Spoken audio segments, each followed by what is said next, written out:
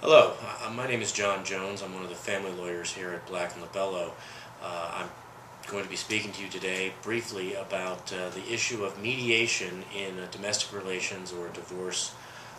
case. There are two types of mediation. One is court-ordered mandatory mediation for child custody issues. At such a mediation, the two parties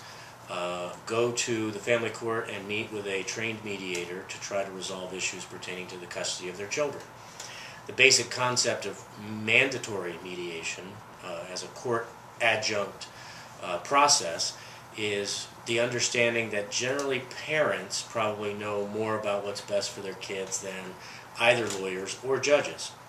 So from that standpoint, it's the court allowing the parties without lawyers to meet with a third-party professional to discuss reasonable alternatives to litigating child custody issues. Generally, the mediation program is very successful. Part of that has to do with the fact that if the parties have been educated by their attorneys regarding the tendencies of the judge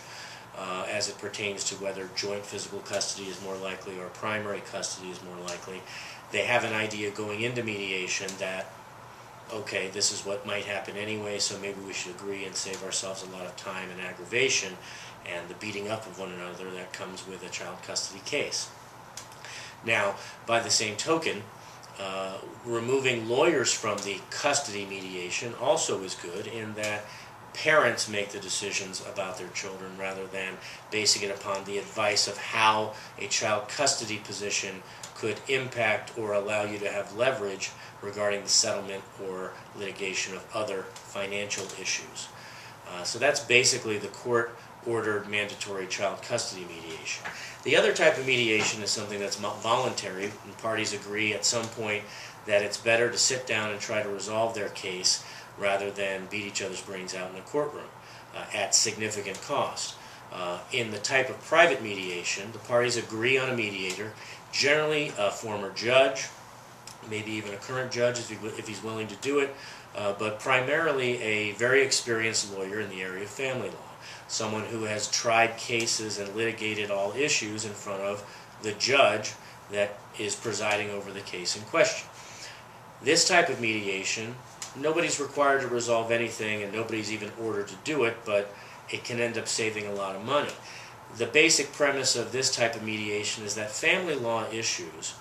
as it pertains to division of property and debts in the state of Nevada, and alimony issues and other types of financial considerations are not rocket science. Family law is fairly direct. The problem is we don't have a lot of case law as it pertains to the more nuanced issues. So whereas the lawyers can advise their clients that the court is going to divide community property equally and community debts equally, issues pertaining to alimony, lump sum, periodic payments, or other types of financial considerations like marital waste, the overconsumption of community property, hidden assets, retirement matters, stock options, more complex issues that require a great deal of experience, sometimes a great deal more experience than even the judges sometimes have. You can gain a lot of ground in resolving your case by having a third party look at both parties, and this third party, the mediator, has no interest in the outcome of the case and can look at each party and say, hey, listen, I think you're being a little unreasonable here, a little unreasonable there, and tell them from their own experience what is likely to happen in front of any given judge. Now, the advantage of having the third party is sometimes it's difficult for the lawyer representing a litigant in a divorce case to look at them and say, hey, listen, I can't win this issue, or this issue is likely to go the other way, or this issue is a coin toss because we don't have any law in the state of Nevada over the issue. Some lawyers are unwilling to do that, and therefore their clients who want what they want need a third party to look at them and say, hey, listen, whether your lawyer was willing to do this or not, or even if your lawyer was willing to do this, this is what I think, someone who is not being paid as an advocate, but being paid as someone who's trying to resolve the case, as to what his opinion, based upon his greater experience, can be. That way, once again, the lawyer, whether it would be a concern about self-motivation, i.e. receiving fees for the litigation going forward, or out of a concern that he is unable or unwilling to tell his client what his client needs to hear rather than what his client wants to hear, puts the burden on the mediator to then tell each respective client, hey, listen, this is a tough issue, this is where we need to be, and try to bring the parties from their polarized positions down to a position that is more in the middle and more consistent with the idea of neither party winning or losing, but parties reaching a resolution that is fair and equitable. Because in the end, resolving even the financial issues after you've resolved the child custody issues has a significant financial value, i.e. you're not paying attorneys tens, if not hundreds of thousands of dollars to fight over the division of property, which really shouldn't be a difficult issue to resolve, but also particularly in cases where there was a custody matter and now you're just doing a business transaction, the custody is resolved, and the business transaction is simply dividing the property and sending the appropriate amount of support. Resolving those issues between parents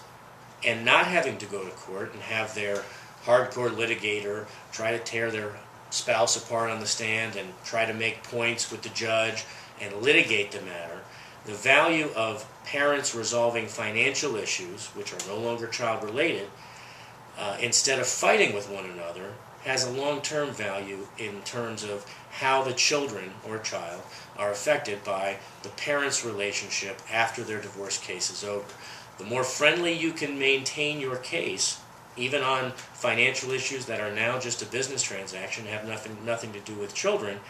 has a long-term impact not only on your pocketbook, but on the relationship that parents have with their children. Because no matter how the financial issues of a divorce case are resolved, the parents need to get along at least until the children are